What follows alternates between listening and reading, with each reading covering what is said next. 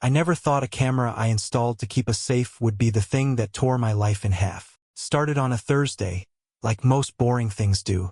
I just gotten home from a 14-hour shift at the city utilities department. Being the lead technician meant long days, checking pipeline pressure, supervising half-broken systems, and pretending to laugh at my boss's jokes. I walked into the house, kicked off my boots, and headed for the fridge. There was leftover lasagna and half a cold beer waiting, my idea of dinner. Sarah wasn't home. She had a standing Thursday volunteer night at the community center. Something about reading to underprivileged kids or running a food pantry. I never asked too many questions. I was proud of her. Or at least I used to be. After dinner, I flopped on the couch and opened my phone to clear notifications. One of them made me pause. Backdoor camera. Motion detected. Today 1:43 p.m. I blinked. That was odd. The house should have been empty. I was at work. Sarah was supposedly downtown. And this wasn't just a motion blip, it was a full video clip. I tapped play. The feed showed the back porch. Sunlight angled through the trees. Then Sarah appeared, unlocking the back door, dressed nicer than usual. Jeans, heels, lipstick. Then came the man. He stepped into view like he owned the place. Tall, slacks, rolled up sleeves, graying hair slicked back. She let him in. No hesitation. No panic. Just a smile. And the kicker? She looked happy. I watched in silence as the door closed behind them. The video cut off after 20 seconds, just enough time to make my stomach turn. I didn't say anything that night, didn't ask her how volunteering went. She walked in a little after 9, smelling like wine and jasmine, kissed my cheek like nothing was wrong, and I played along, because maybe it was innocent, maybe it wasn't what it looked like, but I saved the video anyway. The next morning, before work, I checked the camera history. Same thing. Last Thursday. The one before. 3 Thursdays in a row, all during my shift. Always around 1:30. Always the same man. I didn't recognize him yet. His face had that generic professional look. Clean, polite, forgettable. But the way she smiled at him? That wasn't forgettable. It wasn't panic that hit me. It was curiosity. I'm not a jealous man. I've always trusted Sarah. Married 22 years, no major fights, no big secrets, or so I thought. But this wasn't a gut feeling. This was data. Time-stamped, stored, saved. I sat there, watching those short clips over and over, until I finally whispered aloud, "Who the hell are you?" But I didn't ask her. I didn't confront. I didn't rage. I just started watching. And Thursday became my favorite day of the week. Not because of what happened, but because of what I was about to uncover. The thing about people is they get comfortable. They settle into patterns, routines, and if you pay close enough attention, those patterns can tell you everything.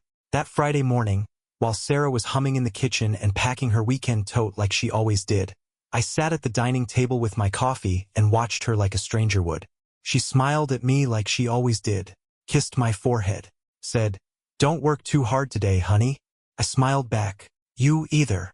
And she left. That smile felt different now. I'd already checked the camera history. 3 Thursdays, same time, same visitor. I fast-forwarded through each clip like I was editing film. In and out, in and out. No panic. No hesitation. Just clean movements and familiar body language. This wasn't new for them. Later that day, at work, I checked the system again remotely. No new activity. She was probably running errands, or maybe just laying low after seeing me last night. I pulled up the local camera storage app again. Zoomed in on his face. Clean-shaven. Strong jaw. Tan complexión. That sharp business casual look I usually only saw in upper management. And then it hit me. I knew that face. I'd seen it across the boardroom table. On monthly newsletters. In PowerPoint presentations. It was John Miller, my boss. Director of operations for the city. Married. 2 kids in college. Beloved around the office. The type of guy who brought donuts on Fridays and remembered your anniversary if you said it once in passing. And apparently, the type who walked through my back door when I was working double shifts. That night, I barely touched my dinner. Sarah had cooked roast chicken and sweet potatoes. She poured a glass of red wine, asked if I was okay. "Long day," I said. "Pipe leak near the school again." She nodded, sympathetic. You work too hard. And maybe I did. But not the way she thought. After she went to bed, I sat in the living room with the lights off and opened my laptop. Logged into the security dashboard. Exported every clip. Labeled each by date. Saved them twice, once to a flash drive, once to a cloud folder under a fake account I created that night. I wasn't planning a confrontation. I was building a case. Not for court, for truth. I started a spreadsheet, I know, boring, but useful. I logged the exact times he entered and exited. Logged Sarah's excuses on those days. Matched them to my schedule, my shifts, my phone records. It all lined up. And once you start looking for patterns, they show up everywhere. She'd do laundry on Thursdays, but I never saw folded clothes. She'd say she went grocery shopping, but the fridge would be emptier than usual. She started asking if I'd be home late more often, casually. Like she was checking a window. She didn't suspect anything. Not a thing. Because I never raised my voice. Never asked a question. That's the beauty of silence. It makes people talk too much.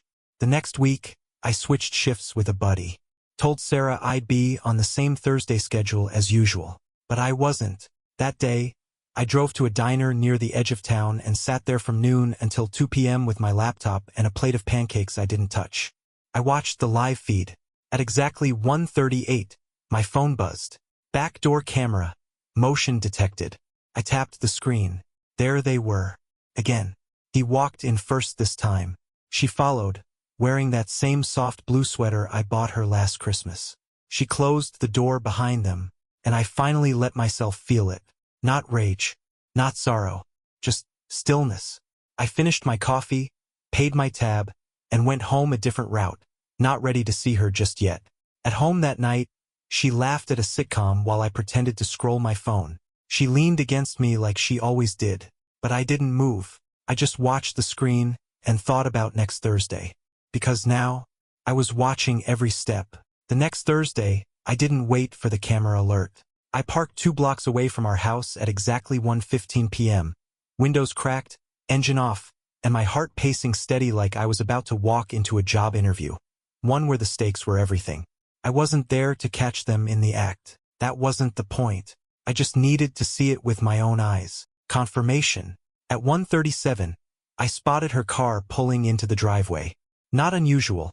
She always came home early on Thursdays, claimed she needed time to freshen up before the community center shift. But this time I watched her wait.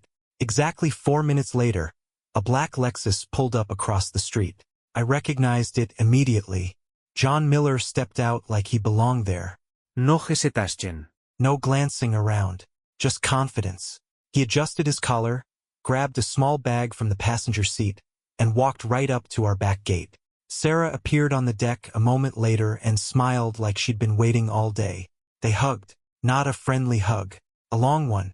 The kind of hug that says this has happened before. The kind where nobody's watching except I was. I didn't take pictures. I didn't pull out my phone.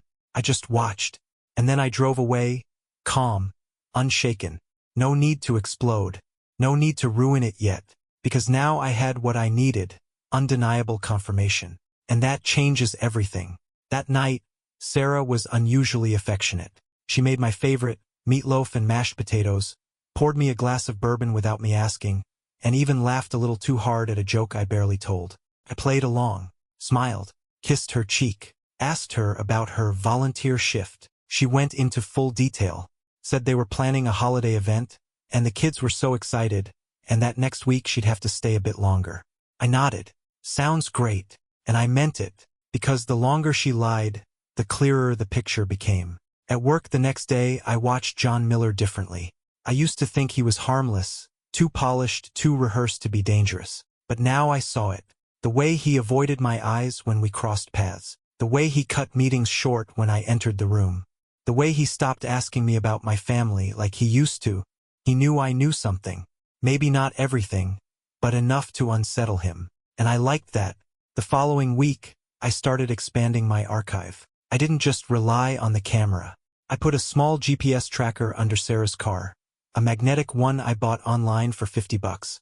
Took me 3 minutes to install.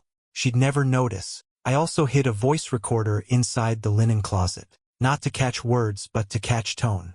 Pauses, breaths, laughter. I had no intention of blackmail or drama. I wasn't planning some courtroom blow-up.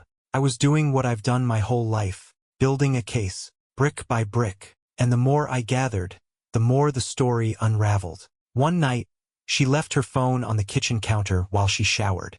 Normally, I'd never touch it, but that night I opened the browser, typed the letter R.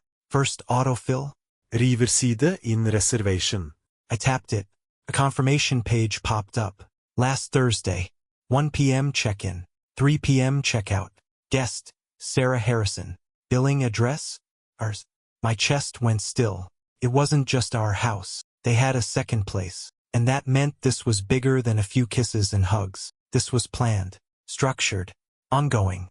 Later that night, as we got ready for bed, she slipped under the covers and said, "You've been quiet lately.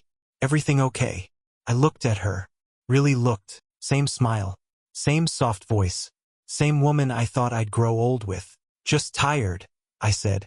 She nodded, kissed my shoulder. "You work too hard."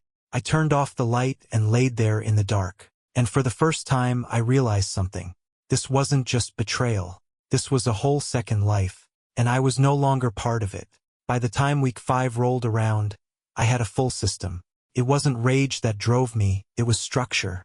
I treated this like an engineering project, a quiet one. No room for emotion, only process. Every Thursday, I logged her time of arrival and his, tracked the GPS on her car, matched it to receipts she left in her purse. I never took anything, just snapped photos. I recorded what she wore, what excuse she gave, and even how she kissed me goodnight. I was learning a new language, the body language of betrayal. One Thursday morning, before she left, I slipped a second recorder into the guest bathroom. She always used that one to freshen up before going out. I figured if they talked, even briefly, I might catch something. And I did. Later that evening, I listened to the recording while she was out back watering the plants. John's voice was clear, confident. "You always smell like heaven," he said. Sarah giggled. "You always say that." Then a pause. "I wish we didn't have to sneak around," she answered, lower this time. "It's more fun this way. Besides, he never notices anything." I stopped the recording, sat in silence. She really believed that I didn't notice, that I couldn't, and maybe she had good reason. I'd never been the jealous type, never hovered, never once gone through her phone in 22 years of marriage. But she mistook trust for blindness, and that mistake would cost her. That night, I watched her dance around the kitchen like nothing was wrong, humming a Fleetwood Mac song, pouring us each a glass of red.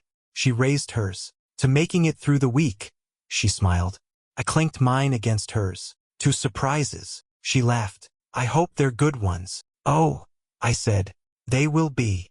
She didn't catch it, just took a sip and turned up the music. I spent the weekend putting together a private archive. One USB drive wasn't enough anymore. I needed redundancy. I bought 2 encrypted external hard drives, copied everything. Video clips, GPS logs, voice files, reservation screenshots, even a few of her text exchanges with John. I never hacked anything.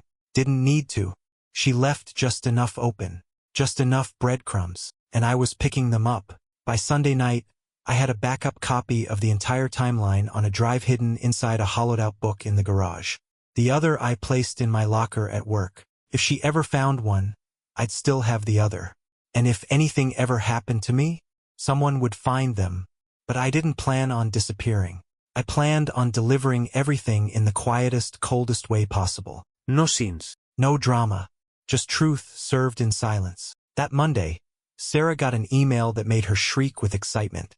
She'd been nominated for the Community Leadership Award, something she'd been dreaming about since she started working with the local shelter. The town committee had picked her as a finalist, with the ceremony set for the end of the month. I sat across the table and smiled. "That's amazing," I said. "You deserve it." She beamed. "Really? You think so?" "Of course," I said. "You've always known how to make an impression." She kissed my cheek. "I'm so happy you're proud of me." I was, just not the way she thought, because now I had a date, a moment, a stage. And if she wanted to stand in front of that whole room and wear a crown of virtue, I'd be the one to quietly slip the truth beneath it. Not to hurt her. Not to destroy her. Just to let everyone see the same thing I finally did. The real her. That night, I lay in bed, staring at the ceiling. She curled into me like always, one leg over mine, whispering something soft about us taking a weekend trip after the ceremony. Maybe the beach. Maybe the mountains. I kissed her forehead and whispered back, "We'll see." And we would, because she didn't know it yet, but her life was about to split into before and after.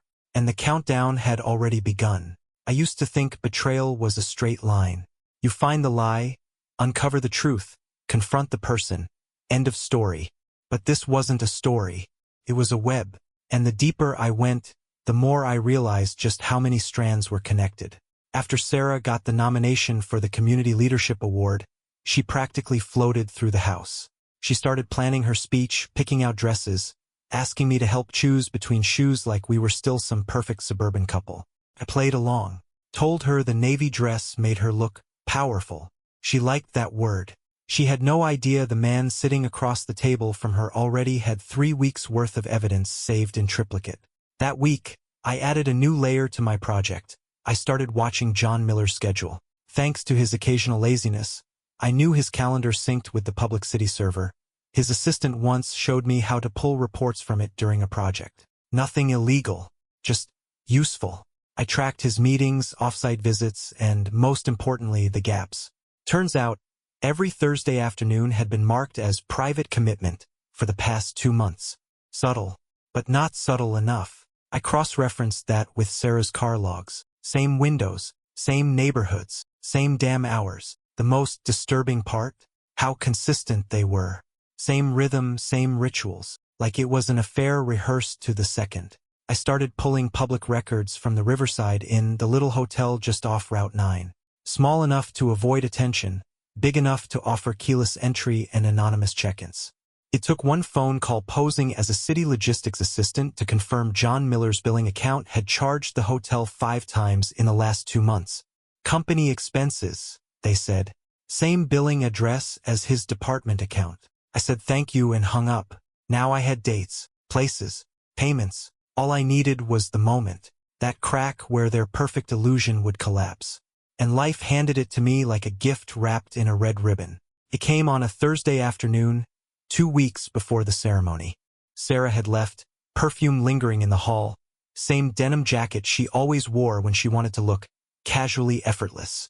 I waited 30 minutes, then I walked into her closet. It wasn't something I normally did, but I had a gut feeling, and gut feelings don't lie. There, tucked behind her winter coats, was a second purse, a different one.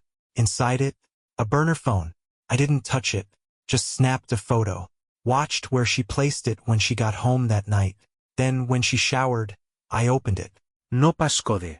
Just a string of texts from one number saved as J. Same time Thursday? Can't stop thinking about you. You smell like lavender and sin.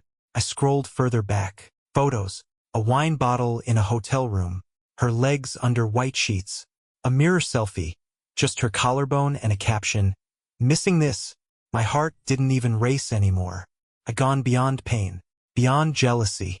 This was just clarity. I put the phone back exactly where I found it. Closed the closet door. Sat on the edge of the bed while she brushed her hair in the bathroom. Thinking about anything? She asked sweetly. I looked at her reflection. Just how fast time goes. She smiled. That's why we have to make the most of it. I nodded. You're right. That night, I sat in the garage and created something new. A file. A booklet. Titled simply, Leadership in Private. Inside, I printed the hotel receipts, the synced GPS logs, screenshots of the burner phone text, a timeline matching John's calendar and Sarah's movements, a copy of her award nomination speech draft, for contrast. Then I sealed it in a folder. No return address. No threats. No signature. Just facts. And a second copy just in case. One was going to the Riverwood Civic Committee. The other? Well, let's just say I had plans for that too. Because they built their secret like a castle. And I had just started taking measurements for the wrecking ball. The plan wasn't revenge. It wasn't even justice. Not really. It was truth. And truth doesn't need a spotlight. It just needs the right moment to land. I chose a Monday. Plain. Predictable. Just another workweek morning in Riverwood. The day everyone resets and no one expects disruption. At 6 a.m., I drove to the Riverwood Civic Foundation building. Small, brick-sided, a U.S. flag waving gently out front. I'd been there before: fundraisers, town meetings, boring annual galas. But this time I didn't park out front. I stopped at the drop box outside the staff entrance, the one for anonymous nominations and private correspondence. I slipped the unmarked envelope in, just like any other citizen. Then I drove to work like nothing happened. At lunch, I saw John Miller 3 times. Each one felt different now. Not because he acted guilty, no. He was still polished, still walking like he owned every hallway. But I noticed something subtle. He didn't smile when he looked at me anymore. He looked through me. And that was enough to know he felt it. A shift in the air. The start of something coming. The rest of the week moved like a countdown. Sarah was radiant. She tried on dresses at home, let me accidentally catch her modeling them in front of the mirror, asked me if her hair would look better in a bun or down. Down, I said. Always down. She beamed like I'd just handed her a crown. That Friday, she got the official email. The award ceremony was moving to a more formal format. New seating chart. Less public attendance. She called it weird but exciting. Said it made it feel more exclusive. I said nothing. She spent the weekend perfecting her speech, rehearsing it in the kitchen while sautéing garlic and flipping through her note cards. I listened, not to the words, but to the delusion. On Sunday night, she looked up from her laptop and said, "You know what I realized today?" "What's that?" "You've been so supportive through all of this. Even though I've been busy and distracted. I don't say it enough, but thank you." I looked at her like a man standing on the edge of a quiet cliff. "You're welcome." And I meant it, because her thank you wasn't about me. It was about who she thought I still was, the oblivious husband, the soft landing, the built-in applause. She didn't realize I was the one turning the lights on, step by quiet step. The next morning, I opened my email at work and saw a message from an unknown sender. Subject: "We received your documentation." Just one line in the body. "This will be handled with discretion. Thank you." No name. No logo. But it was from the Civic Foundation's domain.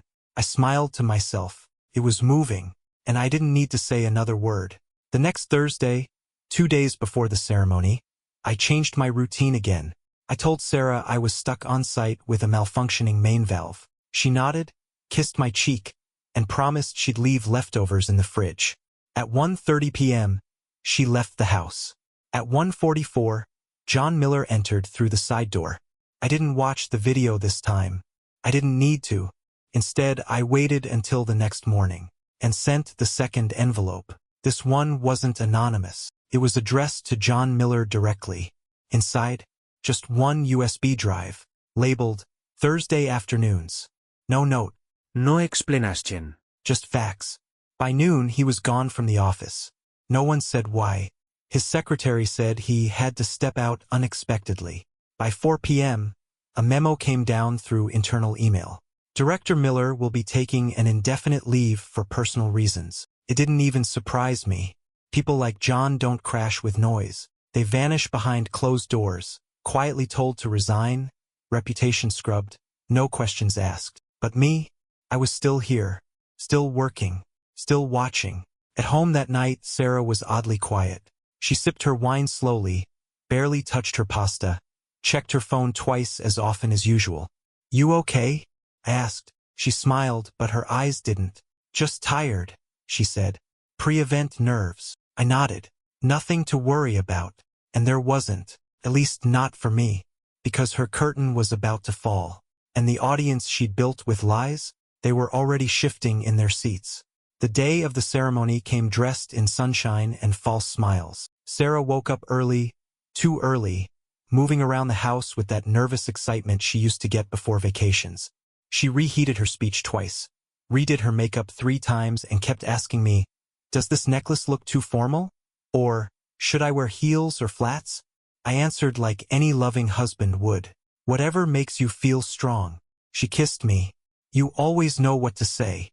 I did, and for once she didn't. We drove to the civic hall together.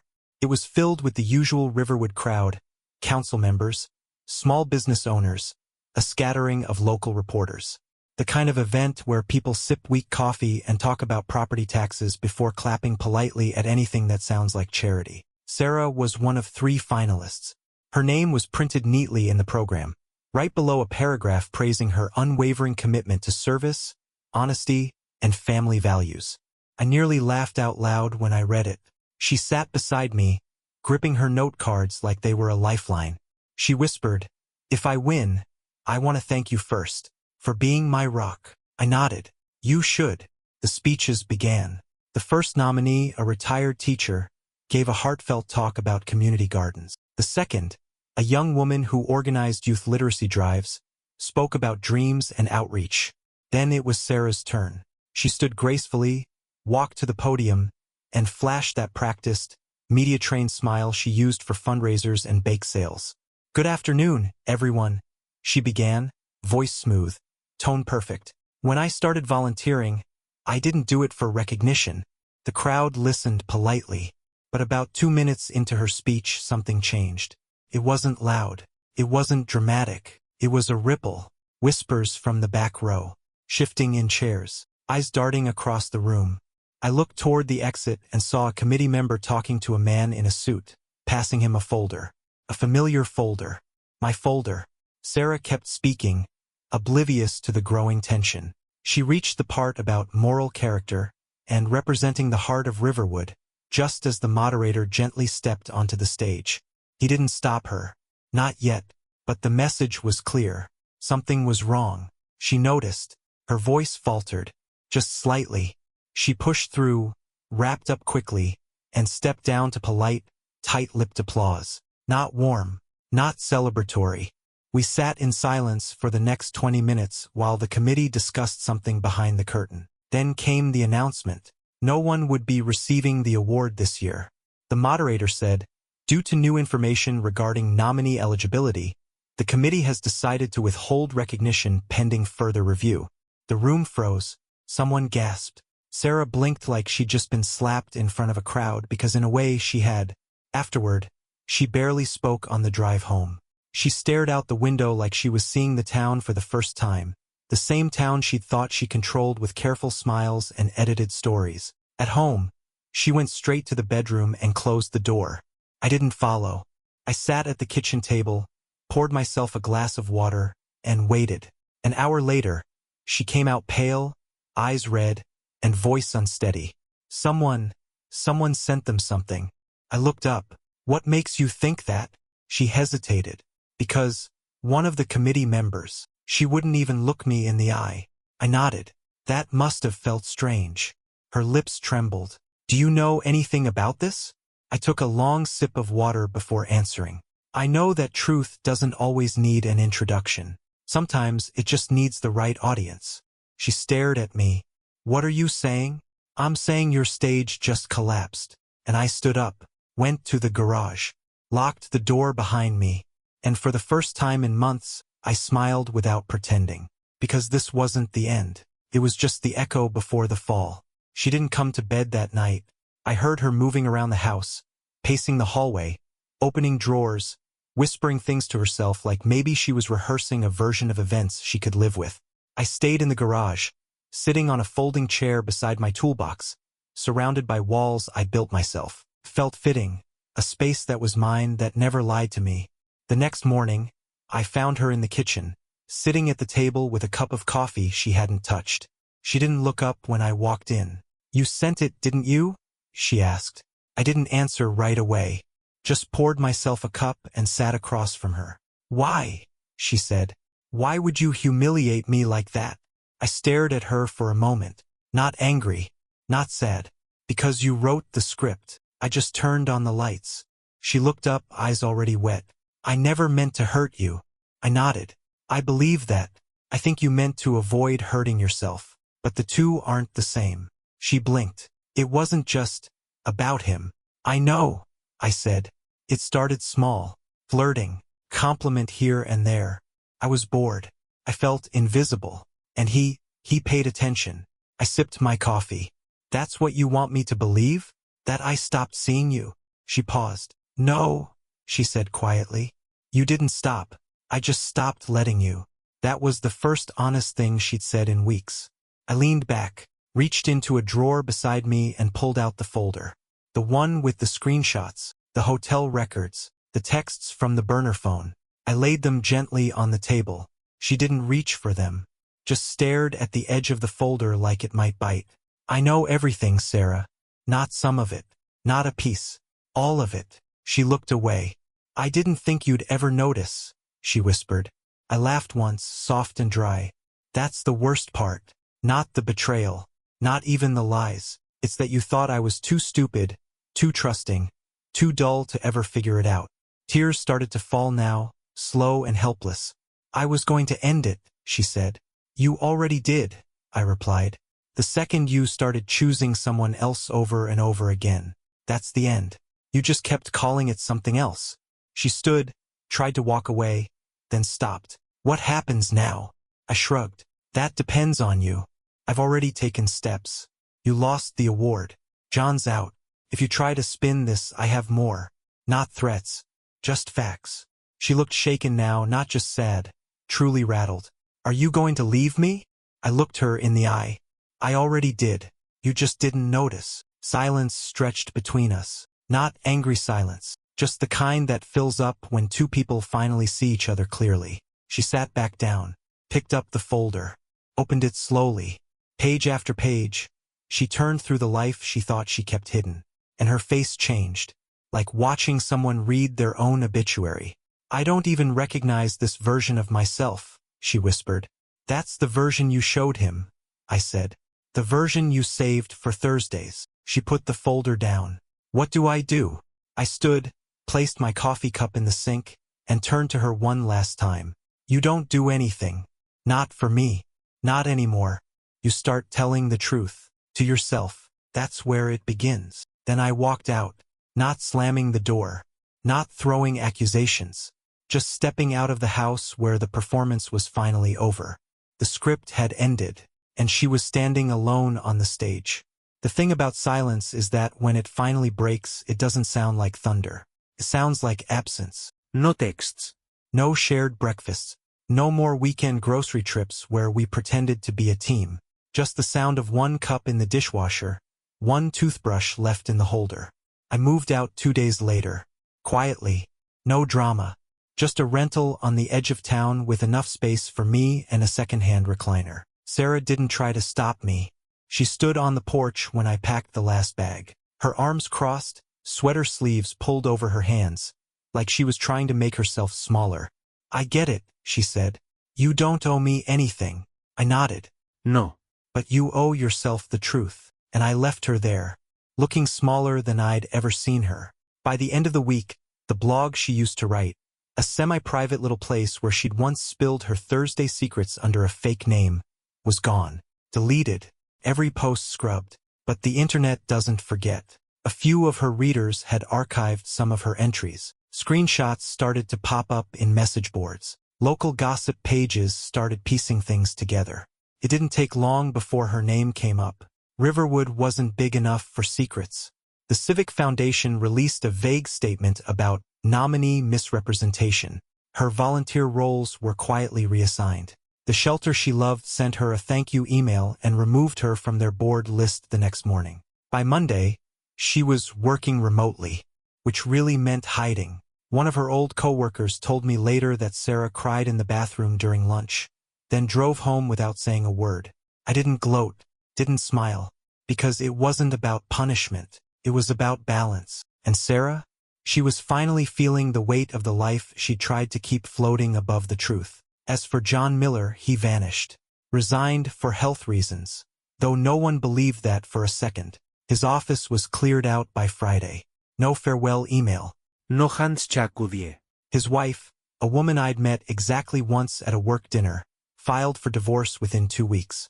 I heard from a friend in city management that John tried to pull favors, said he was being blackmailed, accused someone of personal sabotage. But when asked for evidence, he had none. Because I never threatened him. I never touched a hair on his reputation. He did that all by himself. And when the truth caught up, he had nowhere left to run. One evening, a week after I moved out, Sarah sent me an email. No subject line, no long explanation, just 2 sentences. You were better than I ever gave you credit for. I wish I could go back and choose differently. I didn't respond. There was nothing left to say. She had chosen, repeatedly. For months, she had planned it, protected it, and written her own fantasy world into being while I folded her laundry and believed in us. The apology came too late, and apologies don't rebuild homes that were hollow long before they collapsed. Some of our old friends reached out, the ones who still didn't know everything. They asked if we were okay, if things had just hit a rough patch. I didn't explain. I just said, sometimes the person you married becomes someone else. And sometimes, they were someone else all along. That seemed to satisfy them. Sarah, for her part, tried to stay low profile. But the whispers didn't stop. And in small towns, whispers don't need microphones. They grow legs and knock on your front door. The last I heard, she was thinking about moving. Maybe closer to her sister. Maybe somewhere she could start fresh. But I knew better. Fresh doesn't come from geography. Comes from truth. And that's something she'd avoided for so long. I wasn't sure she could even recognize it anymore. I didn't hate her. I didn't wish her pain. But I didn't pity her either. Because the collapse she experienced, it wasn't a tragedy. It was a mirror finally being held still long enough to reflect who she really was. And sometimes that's all it takes. Not revenge. Not anger. Just clarity. And silence.